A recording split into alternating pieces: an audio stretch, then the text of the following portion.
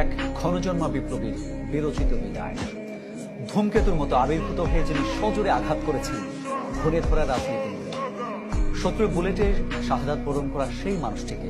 তাই লাখো মানুষ শেষ বিদায় জানালো হৃদয় নিংড়ানো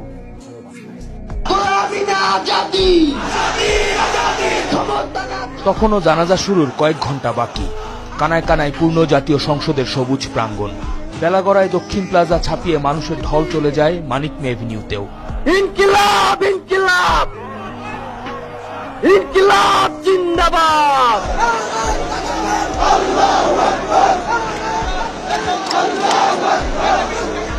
হাতে লাল সবুজের পতাকা, অশ্রুসিক্ত চোখে দৃঢ় শপথে লক্ষ মানুষের অপেক্ষা তখন একজন ওসমান হাদির জন্য, যিনি ফ্যাসিবাদী রাজনৈতিক ও গোষ্ঠীগত সাংস্কৃতিক বয়ানকে গুড়িয়ে দিয়ে গেছেন আপন শক্তিতে।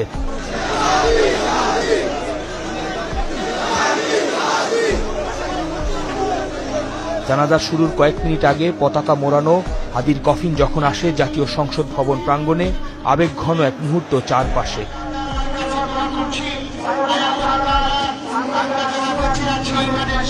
রাষ্ট্রের প্রধান নির্বাহী থেকে শুরু করে রাজনৈতিক নেতৃবৃন্দ, সেনাপ্রধান